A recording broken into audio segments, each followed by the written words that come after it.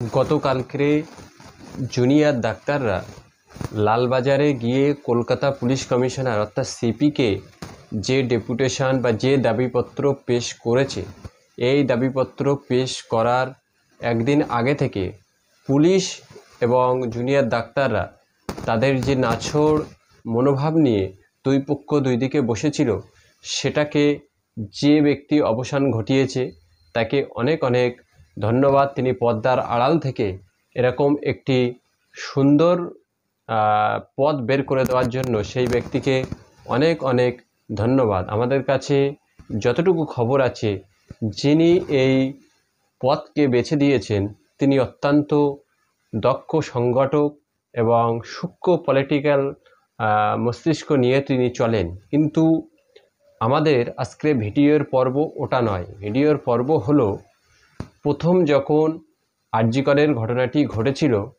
তখন সমস্ত ডাক্তার সহ নাগরিক সমাজ থেকে শুরু করে আপামার পশ্চিমবঙ্গের জনগণ সবার দাবি ছিল যে নারকীয় ঘটনা ঘটেছে আর.জি. করে একটি সরকারি ডিউটিতে থাকা অবস্থায় একজন ডাক্তারের সঙ্গে যে ঘটনা ঘটেছে সেটার সঠিক বিচার হোক, এই দাবি ছিল সমগ্র বঙ্গবাসী সহ ভারতবর্ষের সকল মানুষের। কিন্তু যত সময় এই দাবিটি বিচারের জায়গায় ছিল, তত সময় সমগ্র মানুষের পক্ষ থেকে কোনো রকম প্রশ্ন ওঠেনি। একটাই প্রশ্ন উঠেছিল, সঠিক বিচার হওয়া দরকার। কিন্তু ধীরে ধীরে যত সময় এগিয়েছে, এই আন্দোলন বা এই প্রতিবাদ ধীরে ধীরে রাজনৈতিক এজেন্ডা হিসাবে দেখা দিতে শুরু করেছে। এবং এই রাজনৈতিক এজেন্ডা যে সমস্ত ডাক্তার বা যে সমস্ত ডাক্তার সমাজের ব্যক্তিত্ব সূক্ষ্ম ব্রেন চালিয়ে জুনিয়র ডাক্তারদের ব্রেনকে ধলাই করে যারা এই বিচারের আন্দোলনকে রাজনৈতিক আন্দোলনে রূপান্তরিত করতে সহযোগিতা করেছিল, সেই ডাক্তারদের মেরুদণ্ড কি সোজা আছে? এই প্রশ্নটি আজকে উঠছে।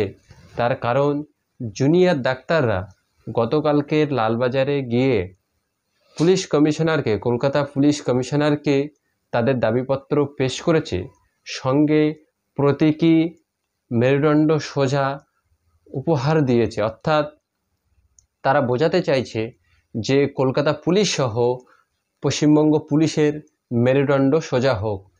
এটাও যুক্তিসঙ্গত যে কলকাতা পুলিশ কেন কারোর অঙ্গ হেলনে চলবে। পুলিশ তার নির্দিষ্ট গাইডলাইন্স অনুযায়ী চলবে। তার গাইডলাইন্সের আওতা যারা লঙ্ঘন করবে সকলকে আইনের আওতায় এনে সাজা দেবে, এটাই হলো পুলিশের কাজ। কিন্তু পুলিশ যখন কারো অঙ্গ হেলনে চলে, তখন সেটা পুলিশের মেরুদণ্ড বিক্রি হয়ে যায় বা বেঁকে যায়। তার ফলে জুনিয়র ডাক্তাররা পুলিশকে প্রতীকী সোজা মেরুদণ্ড উপহার দিয়েছে। এখন পুলিশকে যারা সোজা মেরুদণ্ড উপহার দিয়েছে, তাদের প্রথম দিনের সেই দাবিগুলো তারা ভুলে গেছে 20 দিনের মধ্যে। মানুষ ভুলে যায় সহজেই। এই ভুলে যাওয়া জাতি বলেই মানুষ অনেক কিছু না করার চিন্তা করেও আবার পরবর্তীকালে করে ফেলে। 20 দিনের মধ্যে যে ডাক্তাররা তাদের প্রথম দিনের দাবি ভুলে গেল, তাদের মেরুদণ্ড কি সোজা আছে? আসুন কয়েকটা প্রশ্ন আমরা ডাক্তারদের সামনে রাখি। আর.জি. করের যে ঘটনাটি ঘটেছে, সেই ঘটনা প্রথম দিনের প্রতিবাদ, ডাক্তারদের প্রতিবাদের ভাষা থেকে বেরিয়েছিল যে এই ঘটনা যারা ঘটিয়েছে তারা হসপিটালেরই গুটি কয়েক ব্যক্তি যারা সিন্ডিকেট চালায়। অর্থাৎ তারা বোঝাতে চাইছিল চিকিৎসক সমাজের মধ্যে থেকেই এই খুন এবং ধর্ষণ করা হয়েছে। অর্থাৎ ডাক্তার সমাজের মধ্যেও খুনি এবং ধর্ষক থাকে, তারা প্রথম দিনে এই কথাটি প্রতিষ্ঠিত করেছিল। এখন যে সমস্ত ডাক্তাররা খুনি এবং ধর্ষক, তাদের মেরুদণ্ড সোজা করার দায় এবং দায়িত্ব কাদের ছিল? এটা একটা প্রশ্ন।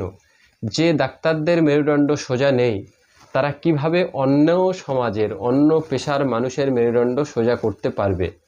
এটি একটি প্রশ্ন। যে নিজের বিচার করতে পারছে না, সে কিভাবে অন্যের বিচার করতে যাচ্ছে? জুনিয়র ডাক্তারদের এই প্রশ্নের মুখোমুখি হতে হবে। তার কারণ যত সময় বিচারের আন্দোলন ছিল, সবার সাপোর্ট ছিল ডাক্তার শ্রেণীর উপরে।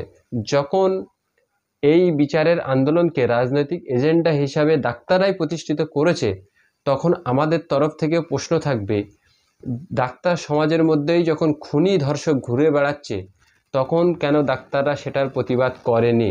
তার মানে সেখানে বোঝা গেল ডাক্তারদেরও মেরুদণ্ড সোজা নেই, তারাও মেরুদণ্ড কোথাও না কোথাও নাগপুরে হোক, কালীঘাটে হোক, নবান্নে হোক বিক্রি করেছে। এটা ডাক্তারদের মেনে নিতে হবে।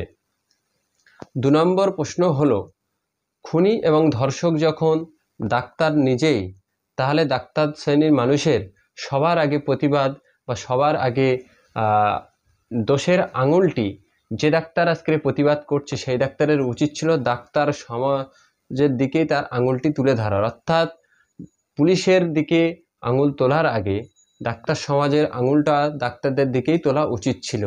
3 নম্বর পয়েন্ট হলো, ডাক্তাররা প্রথম দিকে যে বলছিল যে মৃতের বাবা মাকে ফোন করেছিল কে বা কারা, পরবর্তীকালে কলকাতা হাইকোর্ট এবং কলকাতা পুলিশের যে রিপোর্ট প্রকাশ হয়েছে এবং সিবিআইয়ের যে রিপোর্ট প্রকাশ হয়েছে সেখান থেকে পরিষ্কার হয়ে গেছে যে নারকীয় ঘটনার ফলে ডাক্তারের মৃত্যু হয়েছে, এই ঘটনাটা পুলিশ ওই মৃত পরিবারকে জানায়নি, জানিয়েছিল ডাক্তার সমাজের কেউ বা কারা। এখন ডাক্তার সমাজের মধ্যেই যারা এই রকম চোর ছ্যাঁচড় এবং মেরুদণ্ডহীন প্রাণী থাকে, তখন জুনিয়র সিনিয়র ডাক্তাররা পুলিশের দিকে আঙুল তোলার আগে তারা তাদের নিজেদের দিকে আঙুলটি তোলা উচিত ছিল যে তাদের মধ্যেও এরকম 2 নম্বর 3 নম্বর লোক ঘোরাঘুরি করে। সমগ্র আন্দোলনটি আজকে একজন সিনিয়র ডাক্তার তারা সূক্ষ্মভাবে জুনিয়র ডাক্তারদের ব্রেন ধোলাই করে বিচারের আন্দোলনকে আজকের রাজনৈতিক এজেন্ডা বানিয়ে দিয়েছে এবং যে পরিবার তাদের সন্তান হারিয়েছে সেই পরিবার আদৌ বিচার পাবে? কোনো আন্দোলন যখন রাজনৈতিক আন্দোলনে রূপান্তরিত হয় তখন বুঝে নিতে হবে সেই সামাজিক আন্দোলন আর কখনোই তার বিচারের পাওয়ার জায়গায় থাকে না। অতএব যে সমস্ত ডাক্তাররা এই আন্দোলনকে ভুল পথে পরিচালিত করছে এবং যে সমস্ত জুনিয়র ডাক্তাররা এখনও আন্দোলন মঞ্চ থেকে বলছে খুনিরা হসপিটালেই ঘুরে বেড়াচ্ছে, সিবিআইয়ের উচিত ওই সমস্ত জুনিয়র ডাক্তারদের কাছে পৌঁছে যাওয়া বা ওই সমস্ত জুনিয়র ডাক্তারদেরকে পার্টি করে তাদেরও জবানবন্দি, তাদেরও জেরার আওতায় আনা হোক। কোন কোন খুনি হসপিটালে ঘুরে বেড়াচ্ছে জুনিয়র ডাক্তাররা যদি বুঝতেই পারে তাহলে তারা কেন সিবিআইয়ের কাছে এই তথ্যগুলো তুলে দিচ্ছে না? অতএব যখন তারা মিডিয়ার সামনে বলছে খুনিরা হসপিটালে ঘুরে বেড়াচ্ছে অথচ সিবিআইয়ের কাছে এই তথ্যটি তারা পৌঁছে দিতে পারছে না, তার মানে এখানেও প্রমাণ হয়ে যাচ্ছে যে ডাক্তারদের মেরুদণ্ড বেঁকা আছে বা কোনো ডাক্তারের মেরুদণ্ড নেই। অতএব যাদের মেরুদণ্ড বেঁকা এবং সোজা নেই তারা কিভাবে অন্য পেশার অন্য সমাজের মানুষের মেরুদণ্ড সোজা করতে যেতে পারে? এটা কি তাদের অধিকারের মধ্যে পড়ছে? দর্শক, অবশ্যই আপনারা আপনাদের মতামত কমেন্ট বক্সে জানাবেন এবং ভালো লাগলে লাইক শেয়ার কমেন্ট করে অন্যকে দেখার সুযোগ করে দেবেন।